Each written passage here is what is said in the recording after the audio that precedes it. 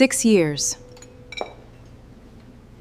And you still show up to your own birthday looking like that.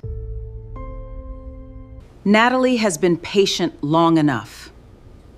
Anyone with eyes can see that. To the woman who built something worth celebrating. You wanted to be the center of attention tonight? Fine. There.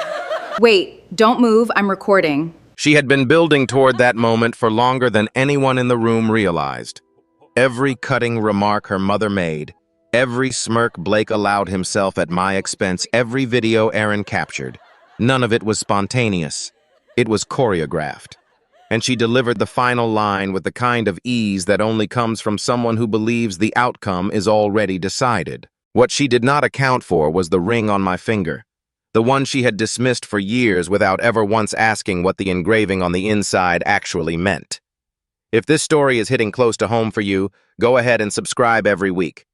There's a new story here, and some of them will surprise you. My name is Wesley Northcott, and for 6 years I woke up every morning in a house that smelled like fresh paint and ambition that wasn't mine. I ran a small restoration workshop on the east side of Charlotte, the kind of place most people drove past without looking twice. I fixed things other people had given up on. Old chairs with cracked legs, cabinet doors warped by decades of humidity dining tables someone's grandmother had left behind. I never thought of it as a lesser life. I thought of it as honest work, and for a long time I believed that was enough. Natalie never saw it that way.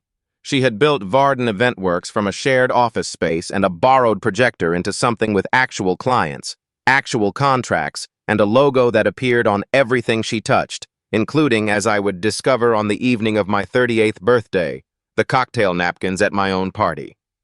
She had framed the event as something intimate, a small gathering to mark the occasion. What she had actually done was rent out our living room to her own brand. The guests were almost entirely her people. Her mother Denise, who had made it a personal project to remind me at every family dinner that Natalie could have married someone with real prospects. Her younger sister Erin, who documented every gathering with her phone as though our lives were content she was producing. A handful of Natalie's employees, a few potential clients she was courting, and Blake Hargrove, the man she had introduced to everyone as her new strategic director, and whom I had understood for some months now to be something else entirely. Blake moved through our home that evening as though he had already measured the rooms and decided what he would change. He refilled glasses he hadn't poured, laughed at the right moments, and positioned himself beside Natalie in a way that stopped just short of obvious. I watched all of it from across the room, carrying a tray of drinks that no one had asked me to carry because it gave me something to do with my hands. When Natalie called everyone's attention for the cake, I thought she might for once let the evening be what it was supposed to be. I walked to the table. The candles were lit. Someone dimmed the lights. She came to stand behind me and placed her hand on my shoulder, and for a moment, I let myself believe the gesture was what it looked like. Then her hand moved to the back of my neck. The frosting filled my eyes before I understood what had happened. The table shook. A glass tipped and spread red wine across the white cloth. The room erupted into laughter. Not the uncomfortable kind that follows an accident, but the loose, delighted kind that follows something people were waiting for. Erin had her phone up before I lifted my head. Blake was applauding. Denise was saying something about how I should learn to take a joke. Natalie was already stepping back toward Blake's side of the table. She had not planned the cake as cruelty for its own sake. She had planned it as punctuation. The envelope came next, placed beside the ruined dessert, like an afterthought she had been holding on to for weeks. I knew what was inside before I touched it. I wiped the frosting from my face, slid my ring off to clean the engraving. A small compass carved into the band, the kind of detail no one in that room had ever thought to ask about. And I looked at her. She told the room she was done carrying a man with no future. She said she and Blake would be moving the company forward together, and that I had 30 days to remove myself from a house she had decided was hers. The words came out clean and rehearsed like something she had written and revised until she was satisfied with the rhythm of it. I said thank you, not sarcastically. I said it because in that moment, looking around at the people laughing and recording and nodding along, I understood something I had been circling for months without landing on. I walked out of the room and left the envelope on the table. That night, I slept on the sofa in my workshop under a drop cloth I used to cover refinished pieces before they dried. The building smelled like mineral spirits and sawdust, and it was the most honest place I had been in years. What I did not tell Natalie, and what I had not told anyone outside of a very small circle of people, was that the house she had just claimed as her own had never been in her name. It had never been in mine either, not exactly. It was held under a trust called Stonewick Residential, which had been established well before our marriage by my father's estate attorneys, and which was connected to a name Natalie had never thought to look up. The Northcott name. My father, Gordon Northcott, built Northcott Dominion Group over 40 years in Charlotte. Hotels, commercial real estate, private credit funds, a network of conference centers across the eastern half of the country. He was not a man who appeared in the kind of press that Natalie read, which was part of why it had been easy to keep the separation between my two lives intact. I had chosen that separation deliberately.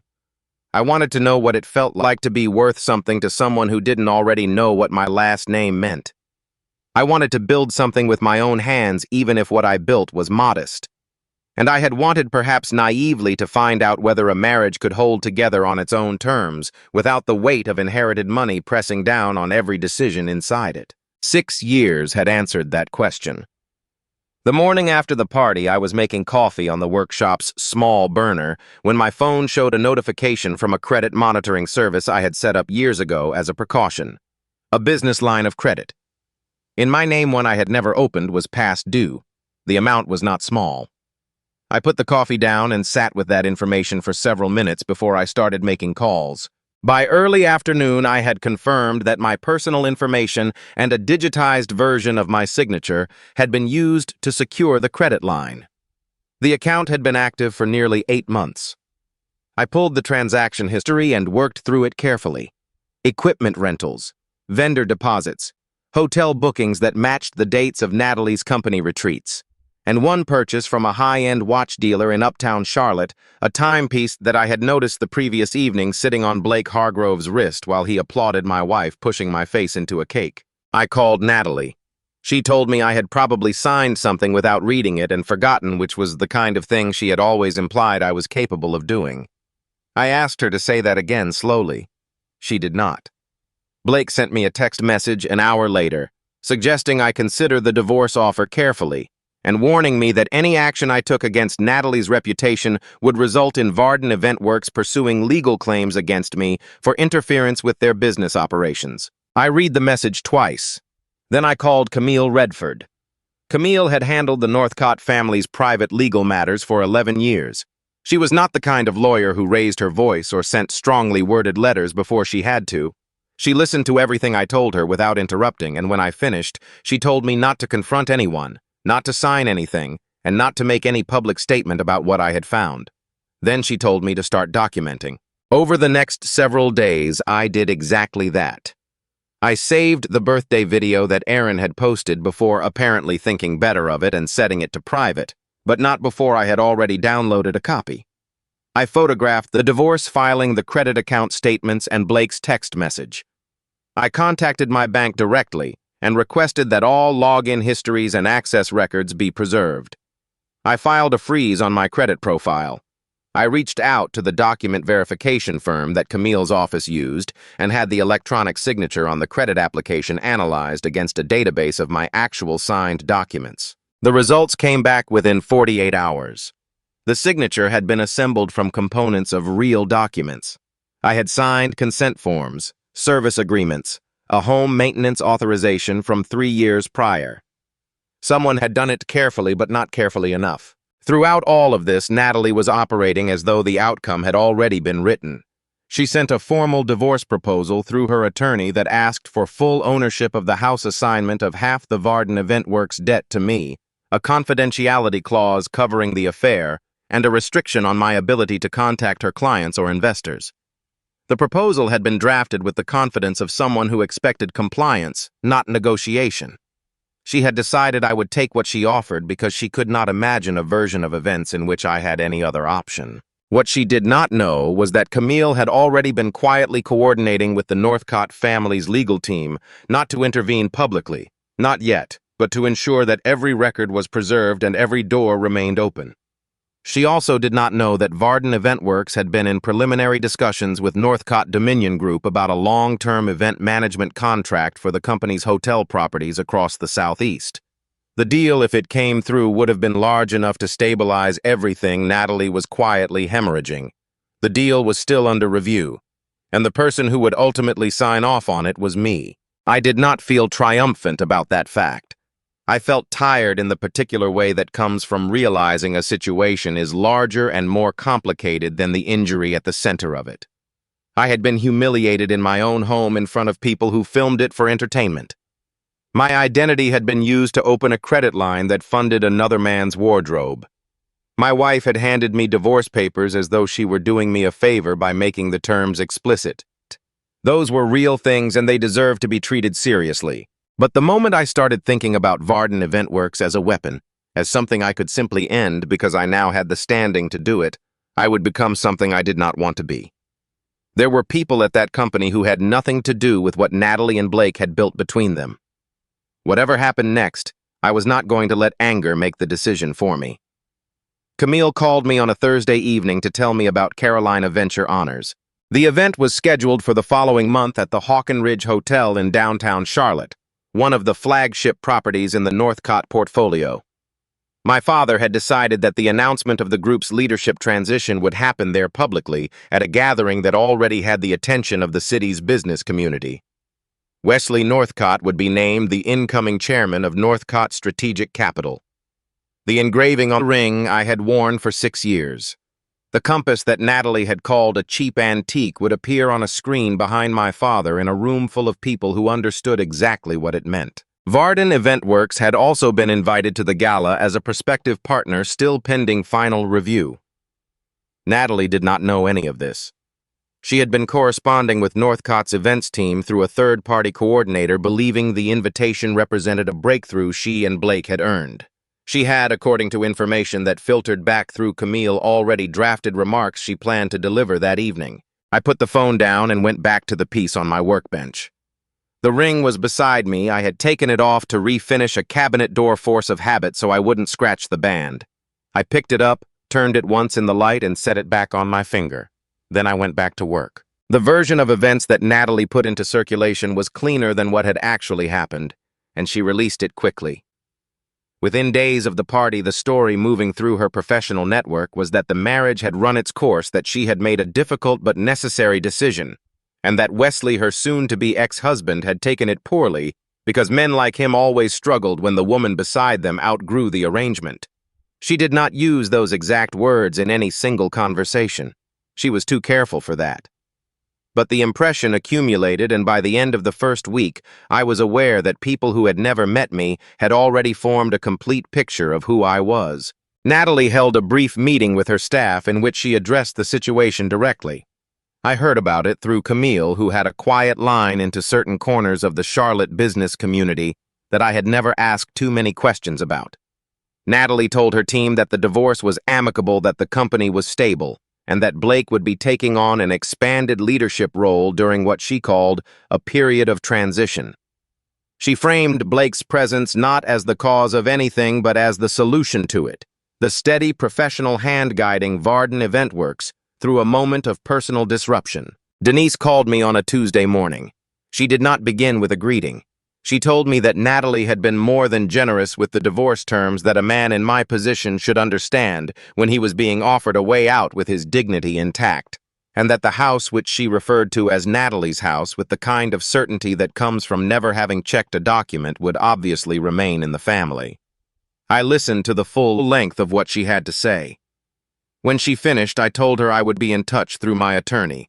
She told me I didn't have an attorney worth mentioning.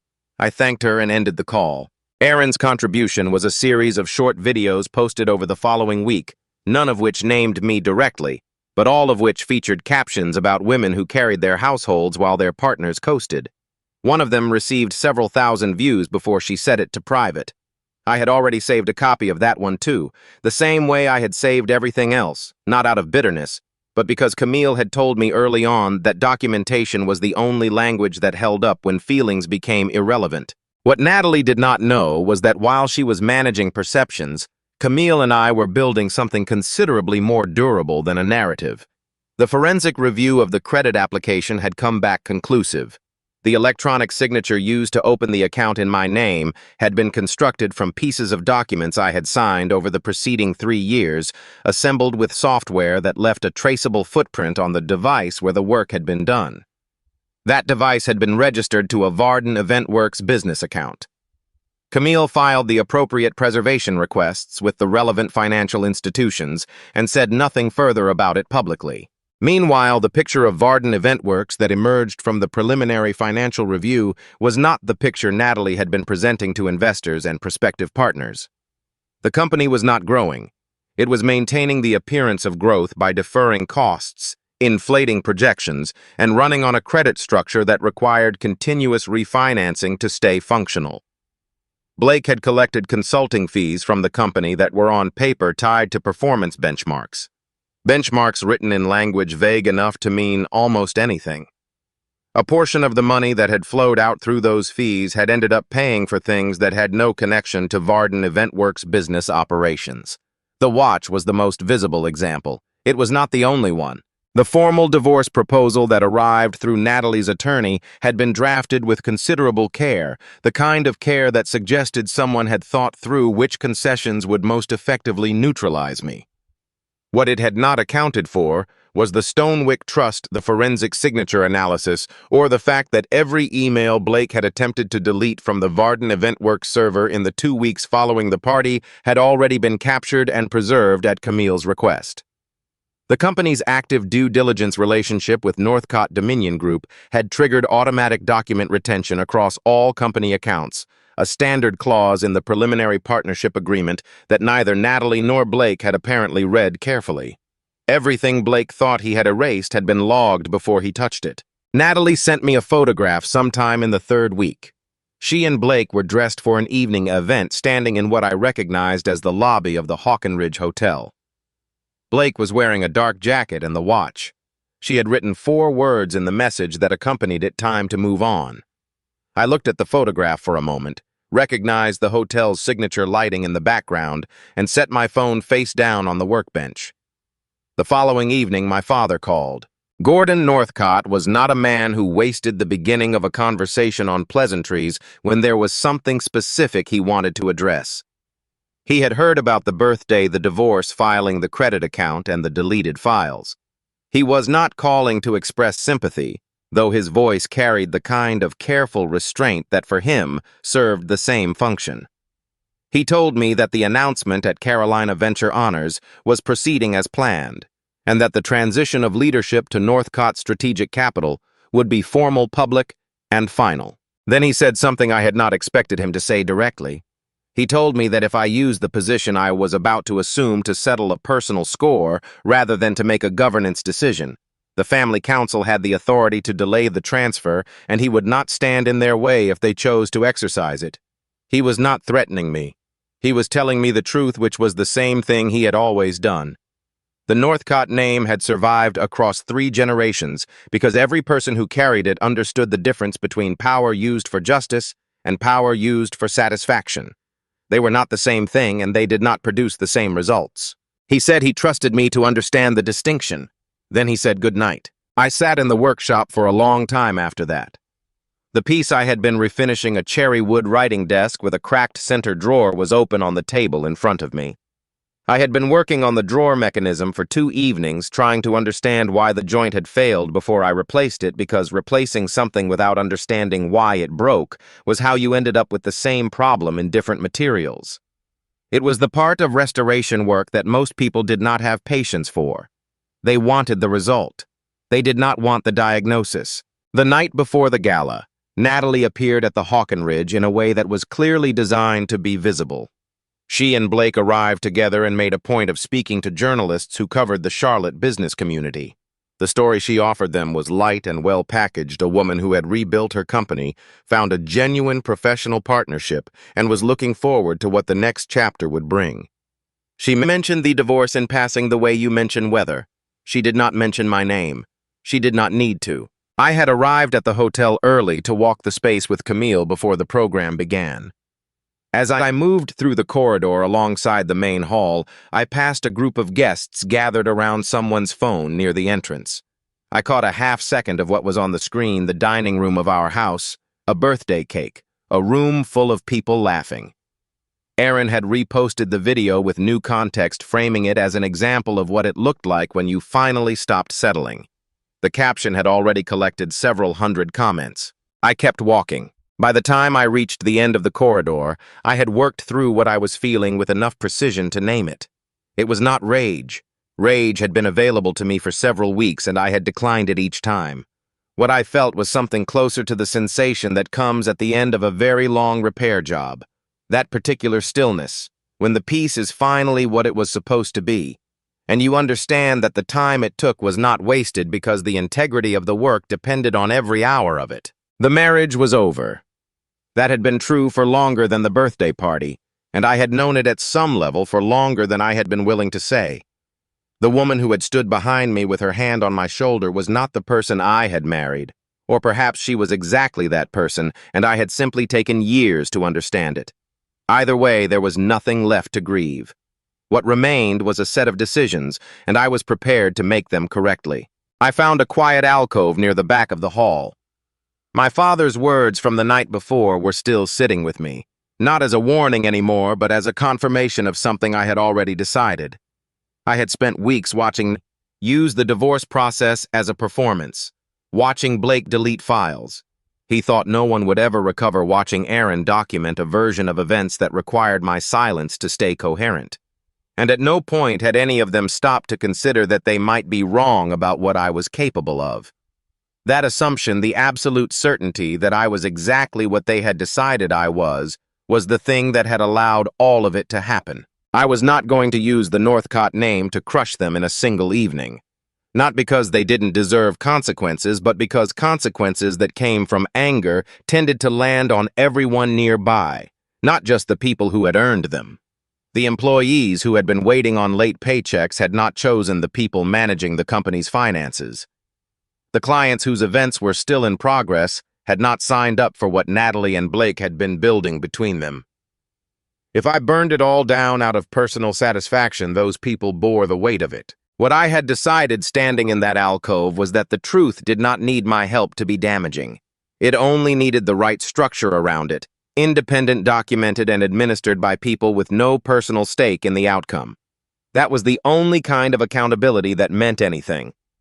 I straightened my jacket and walked toward the main entrance of the hall where the program was already being called to order and my father was preparing to take the stage. The main hall of the Hawkenridge Hotel was the kind of room that had been designed to make people feel the weight of occasion.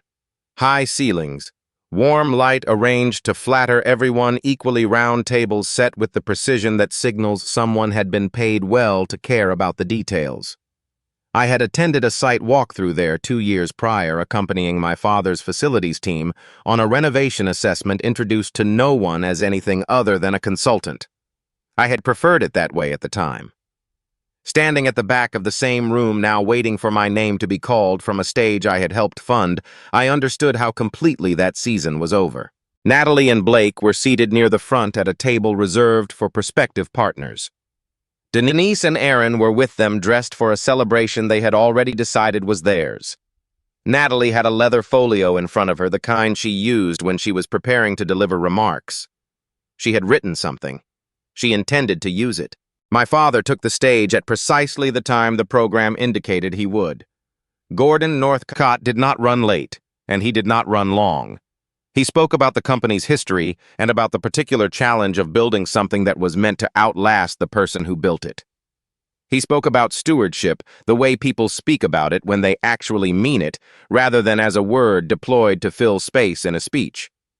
The room was attentive in the way rooms become when the person speaking has earned the silence rather than simply demanded it. Then he said my name. The screen behind him lit up with the Northcott compass, the same design that had been on my ring for 6 years, the same engraving Natalie had looked at across the breakfast table on hundreds of mornings without ever asking what it meant. My father said the full title, Wesley Northcott, beneficiary of the Northcott Continuity Trust and incoming chairman of Northcott Strategic Capital. I walked from the back of the room to the stage, and the applause that followed was the kind that takes a moment to build because the audience is still processing what it has just understood. I did not look at Natalie's table when I walked past it. From the stage, I could see the room clearly, and what I saw was not triumph. I want to be precise about that because the temptation to frame it as a moment of victory was real. What I saw was a room full of people recalibrating, and at one particular table near the front, 4 people encountering the distance between the story they had been telling and the one that had just been told. Natalie's folio was closed. Blake had gone very still. Denise was looking at the compass on the screen and then at the ring on my hand, working through an arithmetic that was not coming out the way she had expected.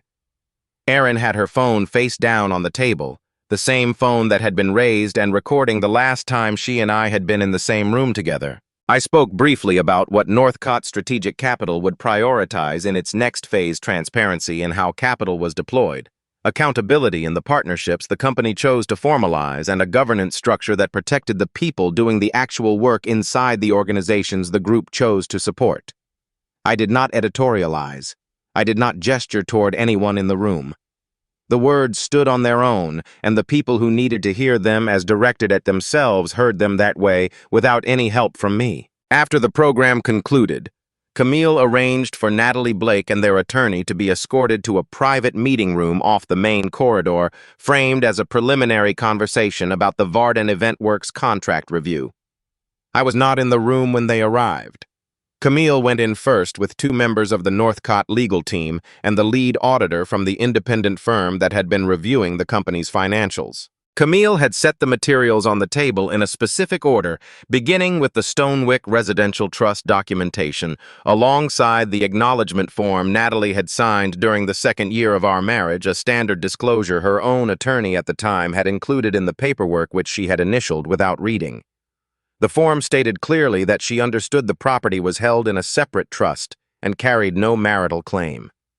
Camille placed it in front of Natalie's current attorney without comment and allowed the room to work through what the document said. Blake had spent the preceding weeks convincing himself the evening would go differently, and the confidence he had carried into the gala had already begun to erode from the moment my father said my name. By the time Camille reached for the second folder, Blake's attorney leaned over to say something to him quietly. Whatever it was, it did not help.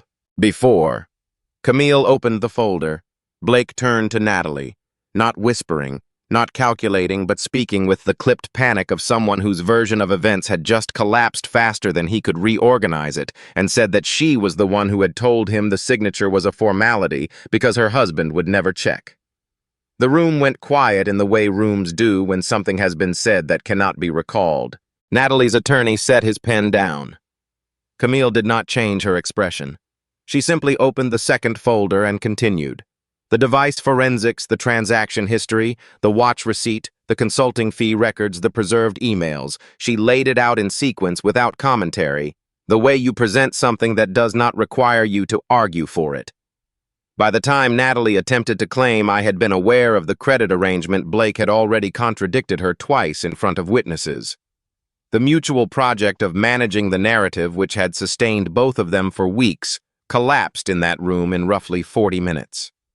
What replaced it was not confession, so much as exposure. 2 people who had built a shared fiction suddenly unable to coordinate its maintenance, each defaulting to self-preservation in ways that confirmed the other's culpability. I was not there to see it. I had remained in the main hall, had a brief conversation with 2 journalists who covered the business community, and eaten a plate of food that I did not particularly taste. When Camille came to find me, she said only that the preliminary session had been productive and that we should proceed as planned. The weeks that followed were administrative in nature, which made them both easier and harder than the acute moments had been. The audit of Varden EventWorks was completed and submitted. Natalie was formally removed from operational leadership pending resolution of the financial review. Blake's contract was terminated, and a demand for restitution was issued, covering the consulting fees deemed improper. The company itself was placed under independent management. a firm experienced in stabilizing organizations without dismantling the work of the people inside them who had done nothing wrong. The employees received their back pay within the first week of the new management's tenure. The clients with active events were assigned dedicated coordinators and kept informed. Varden EventWorks did not close. That had been my condition from the beginning. The divorce was finalized through a process considerably less dramatic than the proposal Natalie's attorney had originally submitted. The Stonewick Trust documentation made the house question unambiguous. The fraudulent credit account was removed from my name entirely once the bank completed its internal review. The debt associated with it was assigned back to Varden EventWorks, and Natalie and Blake were jointly liable for the portions used for personal expenditure. Natalie came to see me once about 3 weeks after the gala.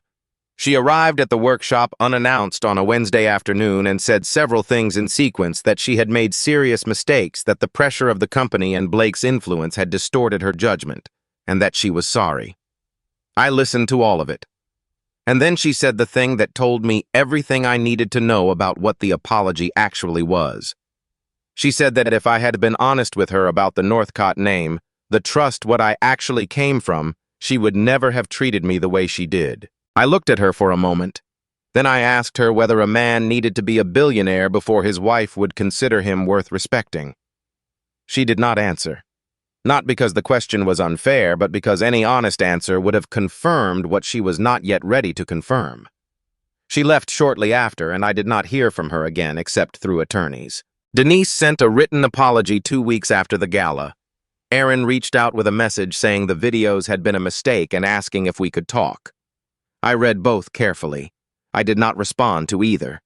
The timing told me everything. Both messages had arrived only after it became clear who I was, which meant they were not expressions of regret about what had been done. They were responses to new information. There is a specific kind of silence that is not coldness but clarity, and that was the silence I offered both of them. I sold the house. There was no reason to keep it. It had never felt like mine, and what it represented now was not something I wanted to maintain. I moved to a smaller place closer to the workshop, an older brick building that needed significant work. I spent the first month repairing the window casings and rehanging 2 doors that had been installed improperly at some point in the previous decade. It was slow, precise work, and I found it steadying in the way I always had. I took the chairmanship at Northcott Strategic Capital formally in the month following the gala. My father shook my hand the way he had when I opened the workshop, not with ceremony, but with the particular weight of someone who means the gesture. I kept the workshop running. Some of the people who had worked with me there had been with me for years, and the work still meant something to me in a way that a title could not replace. I saw no contradiction in holding both. The initiative that grew out of everything that had happened, the program I eventually formalized as the Compass Line Initiative, did not begin as an announcement or a press release. It began as a single page I wrote by hand one evening in the workshop, sitting alone after the rest of the staff had gone home. I wrote down what I wished I had known earlier: which questions to ask a bank when you suspect your information has been used without consent, which documents to preserve, what rights existed for people who had been financially exploited inside a marriage and who had stayed silent because they feared no one would take them seriously. Men especially, because the fear of being dismissed or mocked for admitting to that kind of vulnerability was something I understood from the inside. The program that eventually formed around that single page was small. At first, a collaboration with 2 attorneys and a financial counselor who had their own reasons for caring about the problem.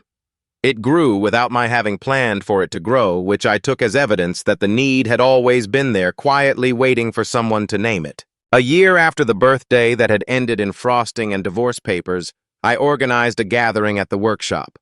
It was not a party in any formal sense, just my father, Camille, the people who had worked with me in the building for years, and a few friends who had been consistent in the way that matters. Someone brought a cake. When it was time to cut it, I picked up the knife myself and divided it into even pieces without ceremony, without anyone filming, without anyone testing whether I could be made into a punchline. The compass ring was on my hand where it had always been. My grandfather had commissioned the design because he believed every person who carried the Northcott name should have something that reminded them of orientation, not direction, not destination, but the capacity to know where you actually were, regardless of where you wanted to be. Natalie had looked at that ring for 6 years and seen a cheap antique. What she had never understood was that it was never meant to signal wealth. It was meant to ask something of the person wearing it. It asked whether you knew where you were, whether you were capable of finding your way back to yourself after someone had spent years telling you that you were less than what you knew yourself to be. Ruin and vindication both passed through that room over the preceding year, and the thing I carried out of all of it was simpler than either. The people gathered in the workshop that evening had not asked me what I was worth before they treated me with care. They had not needed the Northcott name to decide I deserved a seat at the table. That more than the chairmanship or the trust or the outcome of any legal proceeding was what I had been looking for the entire time. Abuse in a marriage is not always visible. Sometimes it looks like a room that laughs on cue. Sometimes it looks like a signature you didn't sign on a document you never saw for a debt you're suddenly expected to carry. Sometimes it looks like 6 years of being told in 100 small ways that you do not quite measure up and believing it just enough to stay quiet. If any part of this story sounded familiar to you, I want you to know that the silence you've been keeping is not the same as consent. You are allowed to document what happened to you. You are allowed to find someone who will take it seriously. And you are allowed to walk out of a room that has never actually been yours to stay in. If stories like this one matter to you, subscribe and share this with someone who needs to hear it. There is always someone who does.